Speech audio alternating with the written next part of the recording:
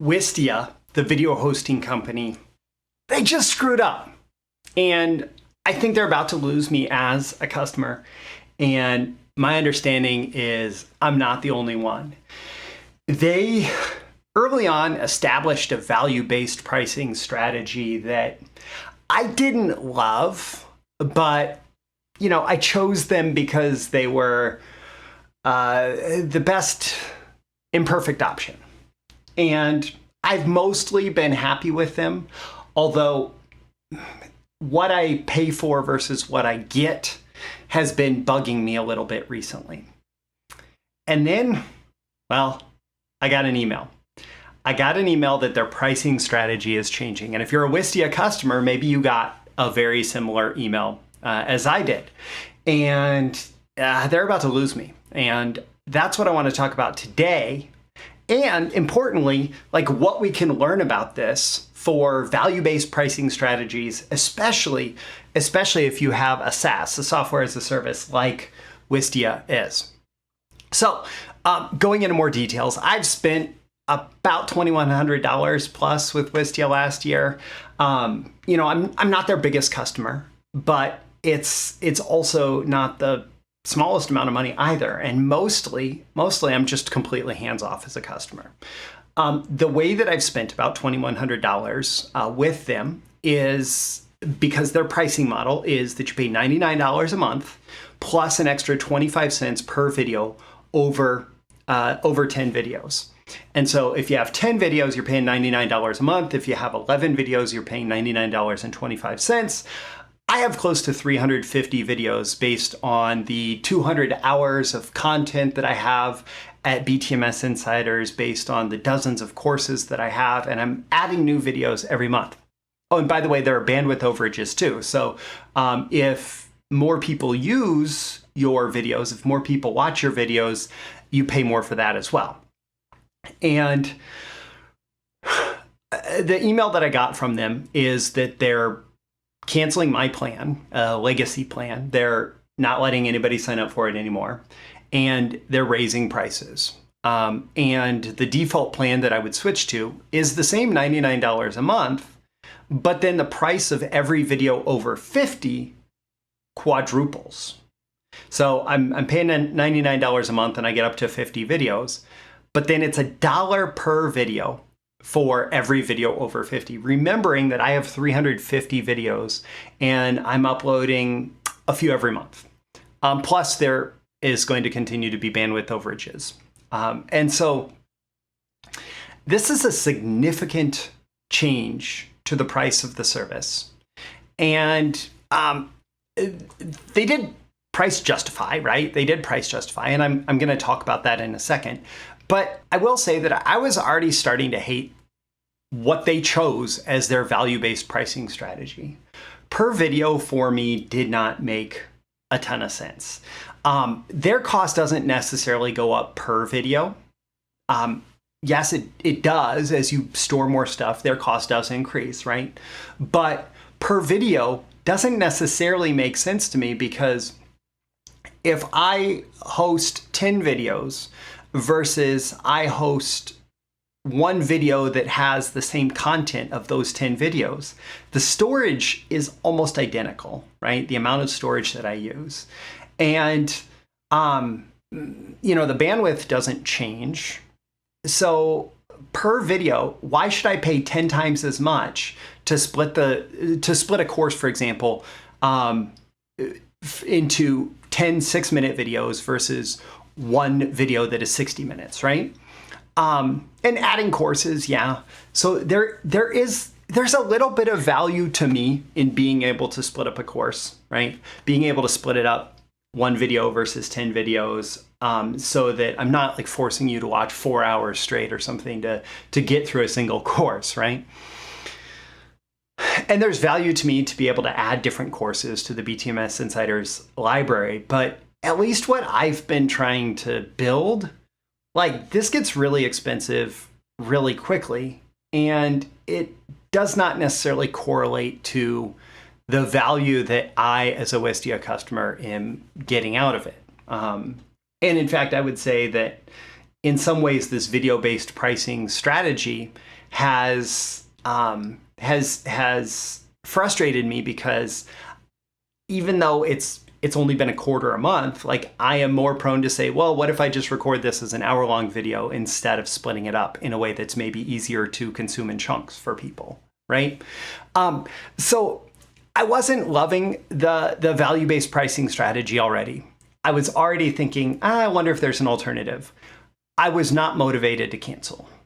And then I got an email. I got an email yesterday, and it said, yeah, by the way, your legacy plan is going away. You're going to be forced to upgrade to a plan. Let us know if you like, and we'll talk to you about your options. And I said, I said, okay, let me know what the options are, right? So initially they justified it in that first email that, hey, we've been adding new features and this will give you access to the new features. Okay, great. I haven't really been asking for the new features. I use transcription software to transcribe my content and put it into captions. And I use captions, and I use thumbnails, which have been available for videos from the beginning. And I use their embedded player.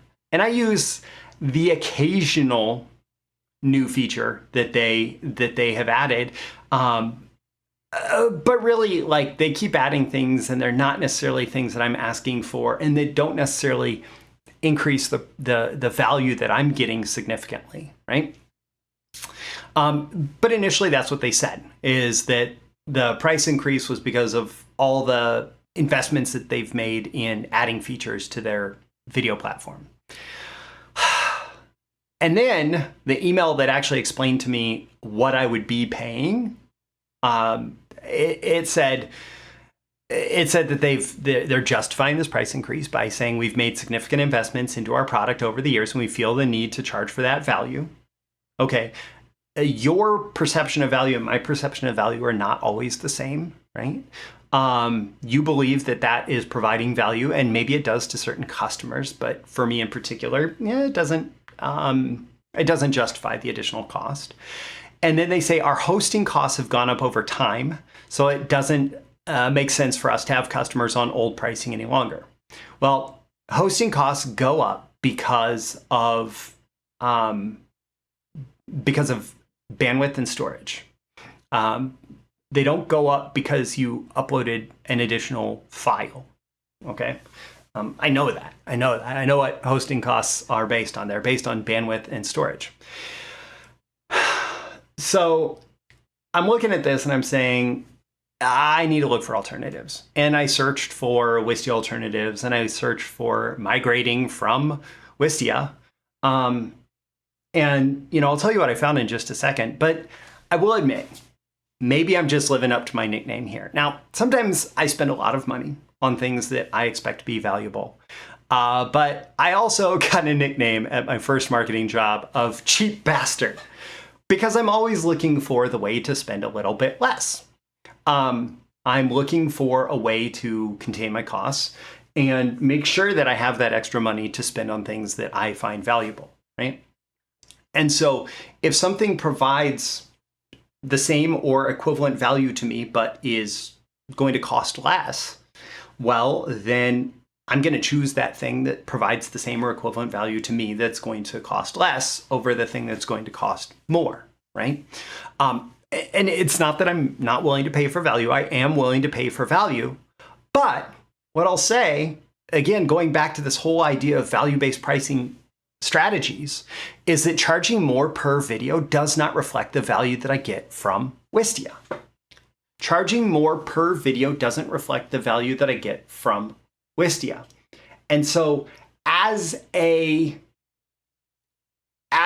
business owner, as a marketer, if you're thinking about your value-based pricing strategies, you need to be careful that when you come up with a value-based pricing strategy, that it reflects the customer's value, not your value, not your perceived value, not what you are using as a metric to just get people to spend more money with you. Not that it's bad to get people to spend more money with you, but you want them to be ecstatic about spending more money with you, right?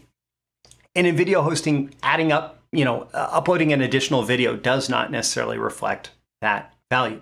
So, contemplating, looking at options, what I believe is a better value-based pricing strategy for video hosting. It came out of looking at alternatives. And I will admit here that I signed up for an affiliate program based on the option that I think that I'm choosing. And if you click the link or you type in breakthroughmarketingsecrets.com/Spotlightr, and that's SPOTLIGHTR, there's no E at the end, right? Spotlightr. If you use that link, I do get an affiliate commission if you end up buying. That said, like always, if I'm referring to software, it's because I find it valuable, right? And I find it worth talking about. And I never like presented a Wistia affiliate program because I didn't feel like I was that excited about it, even though it got the job done. And I've been a customer, since 17 or so. I found Spotlightr.